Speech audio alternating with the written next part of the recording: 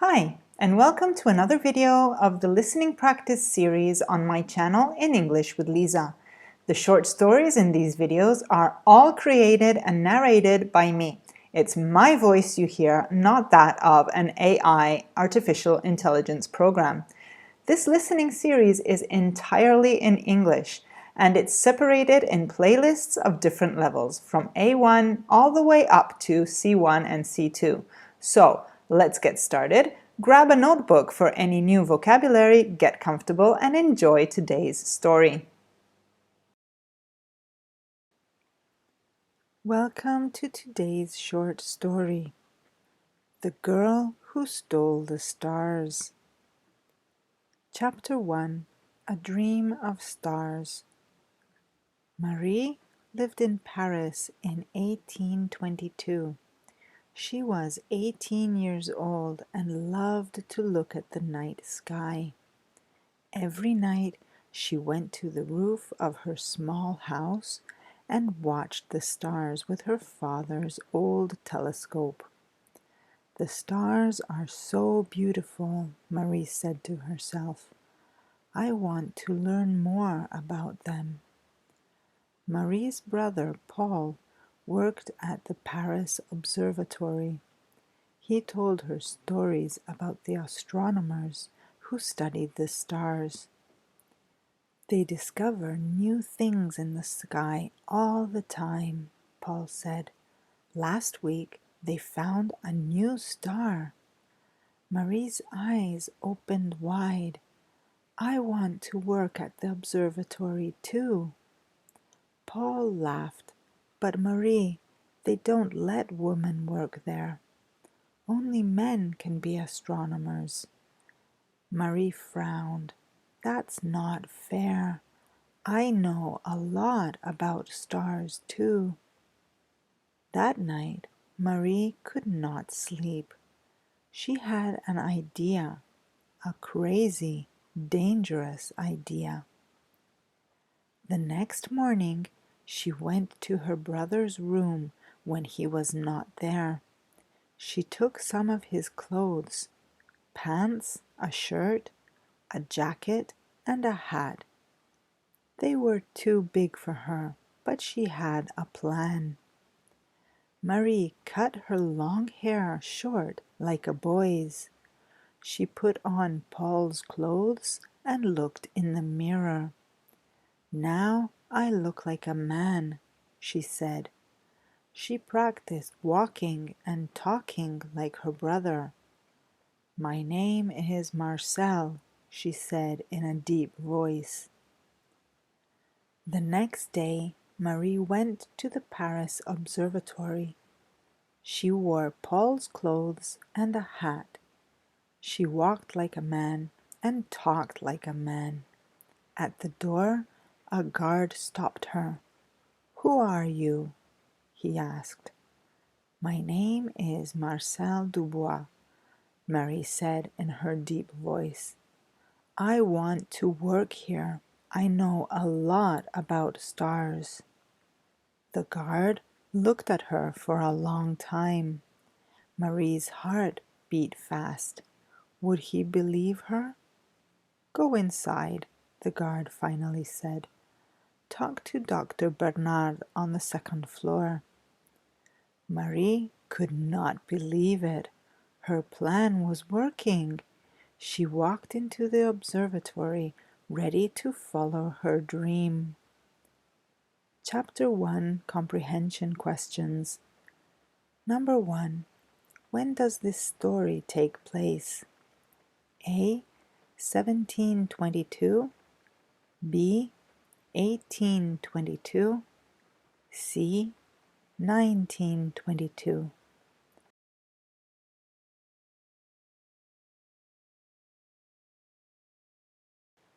The correct answer is B.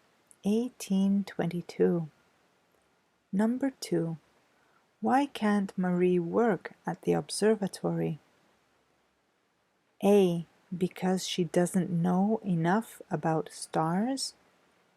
B. Because she is too young. C. Because women are not allowed to be astronomers?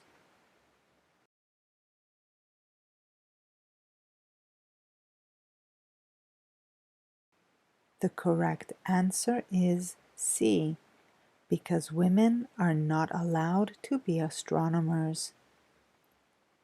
Number 3. What is Marie's plan? A. To ask her brother to help her get a job.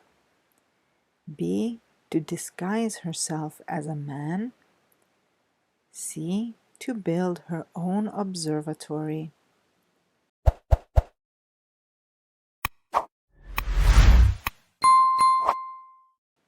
The correct answer is B. To disguise herself as a man.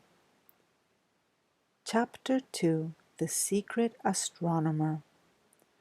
Dr. Bernard was an old man with white hair and glasses.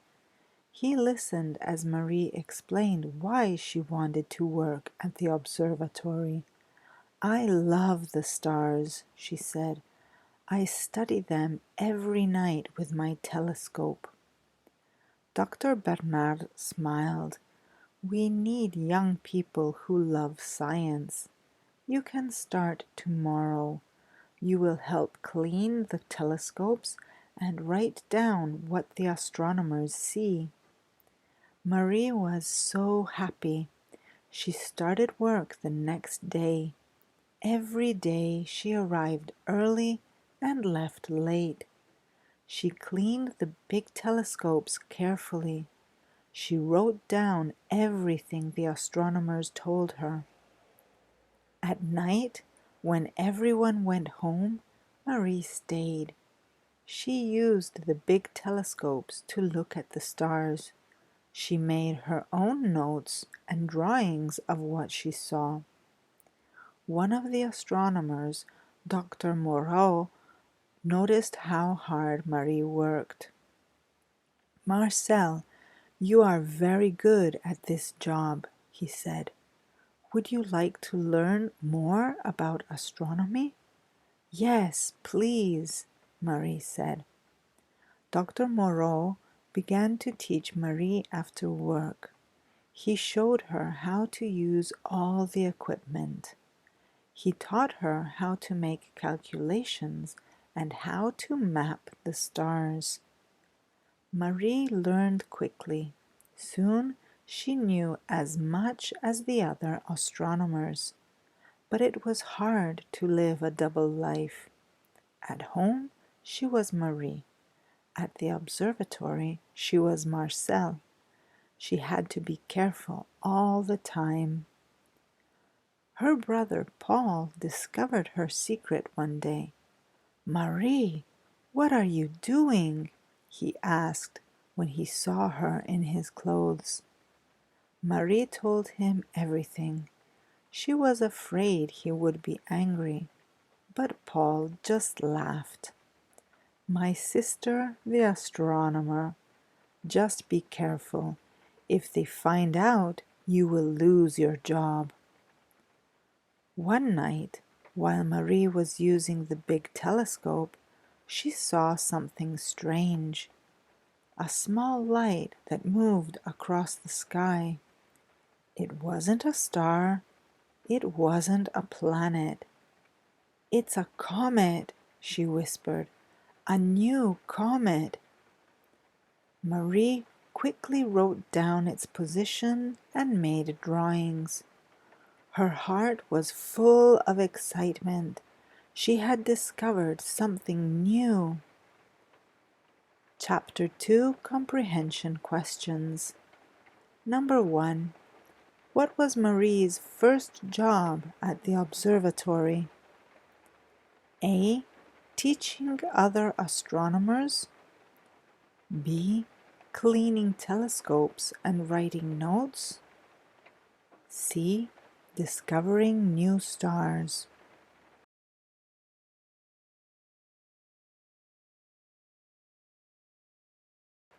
The correct answer is B. Cleaning telescopes and writing notes. Number 2. Who teaches Marie more about astronomy? A. Her brother Paul. B. Dr. Bernard. C. Dr. Moreau.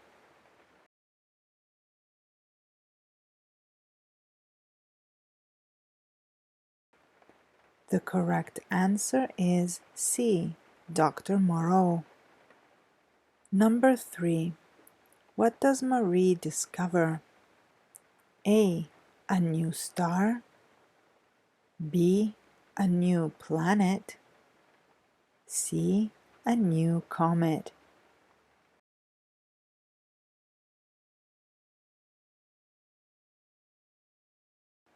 The correct answer is C. A new comet. Chapter 3. A place in history. The next day, Marie told Dr. Moreau about the comet. I saw it last night, she said. Look at my notes and drawings. Dr. Moreau looked at her work. His eyes got bigger and bigger. This is amazing, Marcel. If you really found a new comet, your name will go in the history books. Marie's heart sank. Marcel's name would go in the history book, not Marie's. But she was still happy about her discovery. Dr. Moreau took Marie's notes to show the other astronomers. They were very excited. We will all look for this comet tonight, Dr. Moreau said. If we see it, we will report your discovery to the Royal Academy of Sciences. That night, all the astronomers at the observatory looked for Marie's comet, and they found it. Everyone was happy. They all congratulated Marcel. You will be famous, they said. Your name will be remembered forever. Marie smiled, but inside she felt sad. It wasn't really her name that would be remembered. A week later, there was a big meeting at the Royal Academy of Sciences. All the important scientists in Paris were there. Marie went as Marcel. Dr. Moreau was going to announce her discovery. But before the meeting started, something unexpected happened. A letter arrived from England. An English astronomer named William Harris had seen the same comet 3 days before Marie did. He had already reported his discovery. The French astronomers were very disappointed. Dr. Moreau put his hand on Marie's shoulder. I'm sorry, Marcel. You were not the first to discover the comet. It will be called Harris's comet, not Dubois' comet. Marie nodded, trying not to cry. All her work was for nothing. But then Dr. Bernard stood up. Wait, he said. Marcel's work is still very important. He mapped the comet's path more accurately than Harris did. His calculations will help us predict where the comet will go next. Everyone looked at Marie with new respect. Marcel Dubois will still go in the history books, Dr. Bernard said, not as the discoverer of the comet, but as the astronomer who helped us understand it. Marie was happy again. Her work was important after all. That night, after the meeting, Marie walked home alone. She looked up at the stars and smiled. She had not been the first to discover the comet, but she had done something important. And one day, maybe women could be allowed to be astronomers too. Then she could tell everyone her real name. As she walked, she saw a shooting star across the sky. "Make a wish," she whispered to herself, and she did. She wished for a future where women could be scientists too, where they could follow their dreams and have their real names in the history books. Marie didn't know it then, but her wish would come true, not in her lifetime, but someday. And somewhere in the stars a comet moved across the sky, carrying her secret with it. Chapter 3 Comprehension Questions. Number 1. Why was Marie sad when she discovered the comet? A. Because no one believed her. B. Because the comet was dangerous. C. Because Marcel's name would be in the history books, not her real name.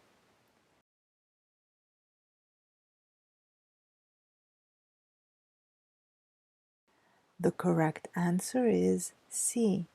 Because Marcel's name would be in the history books, not her real name. Number 2. Why didn't Marie get to name the comet? A. Because an English astronomer discovered it first. B. Because she was a woman. C. Because Dr. Moreau took credit for her discovery.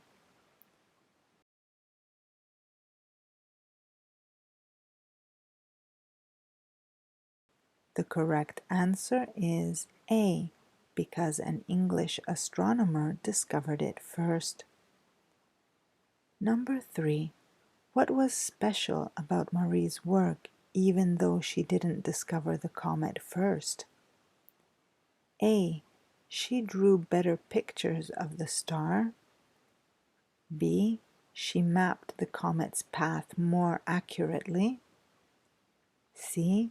She found another comet.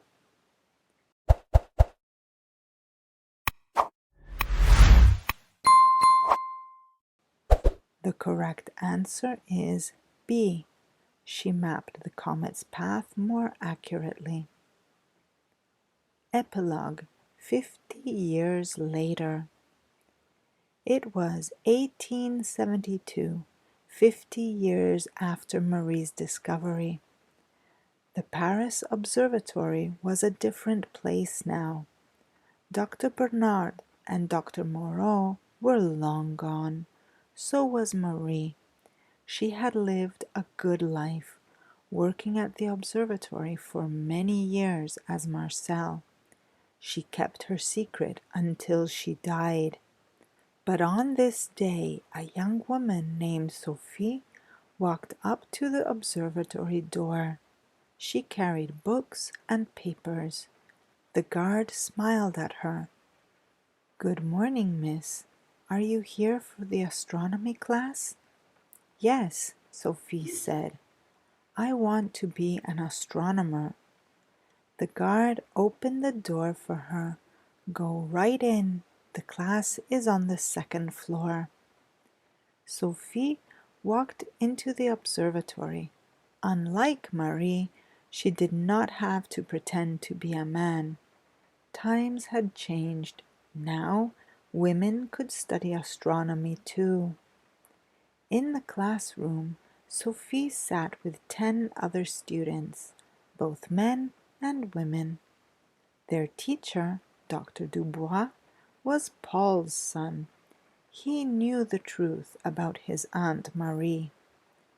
"Today we will learn about comets," Dr. Dubois said, "and I will tell you a secret story about Harris's comet." He told the students about a young woman named Marie who disguised herself as a man to work at the observatory. He told them how she discovered the comet, but someone else got the credit. But her work was still important, Dr. Dubois said. Her calculations helped astronomers track the comet for years. She proved that women could be great scientists too. Sophie raised her hand. "What happened to Marie?" she asked. Dr. Dubois smiled. "She kept working as an astronomer. She never got the credit she deserved, but she opened the door for future women in science, like all of you." He pointed to a small telescope in the corner of the room. "That was her telescope. We keep it here to remember her." After class, Sophie went to look at Marie's telescope. As she touched it, she felt connected to Marie's story. "Thank you," she whispered. "Because of you, I can be here as myself." Outside, Harris's comet continued its journey across the sky. Marie's wish had finally come true. Epilogue comprehension questions. Number 1. How many years later is the epilogue set? A. 10 years. B. 25 years. C. 50 years.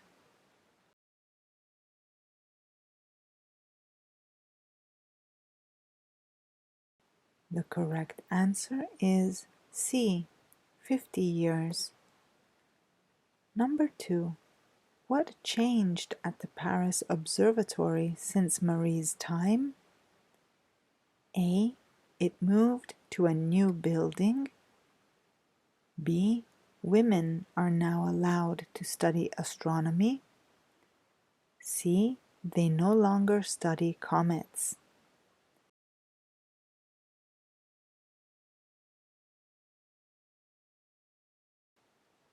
The correct answer is B. Women are now allowed to study astronomy. Number 3. Who is Dr. Dubois in the epilogue? A. Marie, using a different name. B. Paul's son and Marie's nephew. C. An astronomer who discovered a new comet.